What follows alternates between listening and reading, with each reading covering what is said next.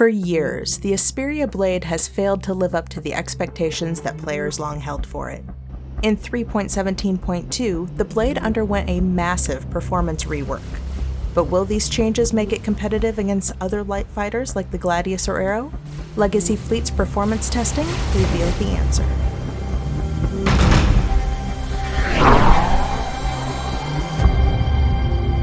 Aloha, I'm Ms. Hertz with Legacy Fleet. Because we do things differently on this channel, before anything else, we'll simply give you the testing results, since that's most likely why you are watching this video. Then we will go through the rest of the background information and the full analysis. The blade's performance has improved substantially in the new patch, specifically in the categories of sustained thrust and hull durability. Most notably, forward and upward acceleration both gained almost 3 Gs sustained, while backward and downward acceleration each gained about 1.5 Gs, and lateral acceleration about 0.7 Gs. Boosted accelerations were also increased on almost every axis. Hull durability testing revealed that the blade's wings improved from being able to take about 1,700 points of damage to about 2,000 points of damage. But more than this, in 3.17.2, only the outer portion of the wings can be blown off, leaving the ship's maneuverability and full weapons complement intact. This is in contrast to 3.17.1, when wings could be fully destroyed, leaving the blade much less controllable and preventing the use of its wing-mounted weapons. The result of these changes is that, on paper, the blade now has comparable performance to the two preeminent light fighters in Star Citizen, the Gladius and the Arrow.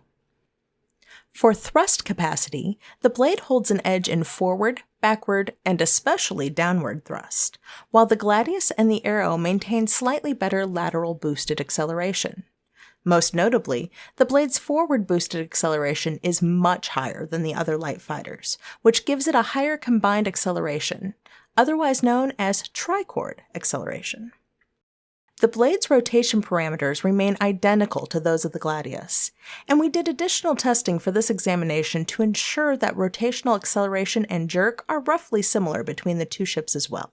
The blade has a slightly higher damage output than both the Gladius and the Arrow due to its unique weaponry, but the same capacitance. This simply means that the blade has slightly more burst damage, but similar damage over time when compared to the other fighters.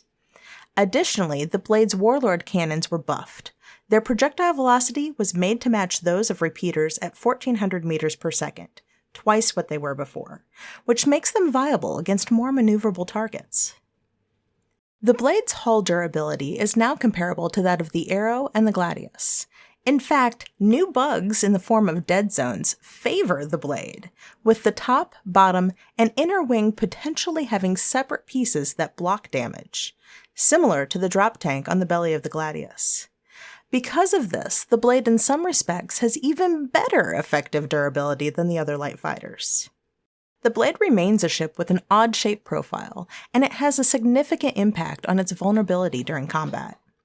Although the blade has length and beam similar to the Gladius, most of that profile area is empty space. And now that signed distance field shields hug the curvature of ships, many overhead shots will now go straight through the two arms of the blade. Because of this, we estimate that the true profile area of the blade is closer to that of the Arrow, making the blade potentially one of the most difficult ships in the game to hit.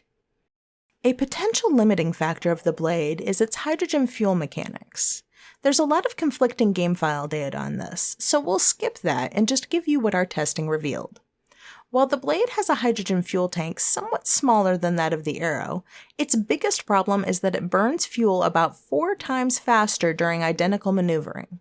Obviously, this will limit the blade's capability to perform extended persistent universe missions. In Atmo, the blade's performance sits substantially better than in the previous patch, likely due to its increased thrust. It now edges above the Gladius, but is still inferior to the Arrow. Now that we've given you the hard facts, we'll cover the background of the blade in detail and lead that into an analysis of its current place in the game.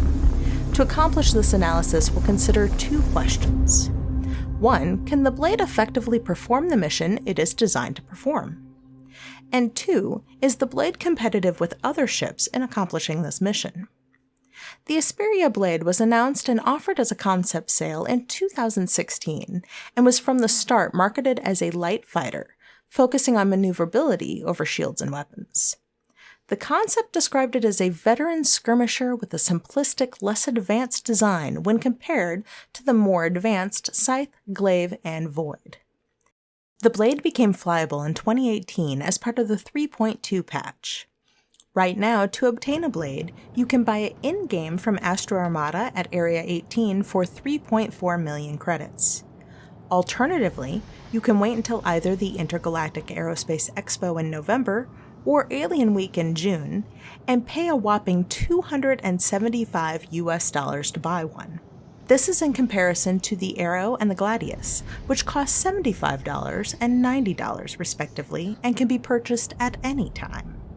The blade is still categorized and marketed as a light fighter. According to the design paradigm we believe CIG is currently using, light fighters are designed to destroy, disable, or disrupt other fighters.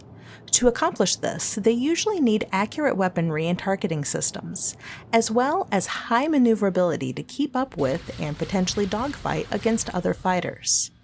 They will usually trade some durability and firepower to accomplish this, as maneuverability is essential to obtaining a weapons envelope against other fighters while also evading their attacks. Based on our testing, the blade is absolutely capable of accomplishing its role as described by CIG. It has some of the best sustained maneuverability in the game, higher alpha weapons without sacrificing weapon accuracy, and a small profile that helps it evade attacks. Surprisingly, it does not sacrifice shields to gain these advantages like the Arrow does, and may have the most effective hull durability of the three. The blade can easily close with a target, get into a weapon's firing envelope, and do enough damage to disrupt or kill other fighters while avoiding or mitigating counterfire. Its main offensive weak point, its missiles, are not much of a concern in the current game, as missiles on any ship are not very effective against fighters anyway. The biggest blocker for choosing the blade will likely be its current hydrogen fuel limitations. This will depend on the mission, of course, but for any sortie longer than 20 to 30 minutes, you will need to plan a lot of refueling into your mission. In A versus B dogfight tests, we found that pilots from a range of proficiency levels generally performed either the same or better in a blade compared to when they flew the Gladius or Arrow. While these tests are highly subjective, in the past they have been a good indicator of relative ship competitiveness. There are also some other quality of life facets to consider. First, the blade actually has a lower claim time than both the Arrow and the Gladius. For aesthetics, the general consensus is that it looks and feels like a badass alien ship. On the other hand, its cockpit is not very human-friendly.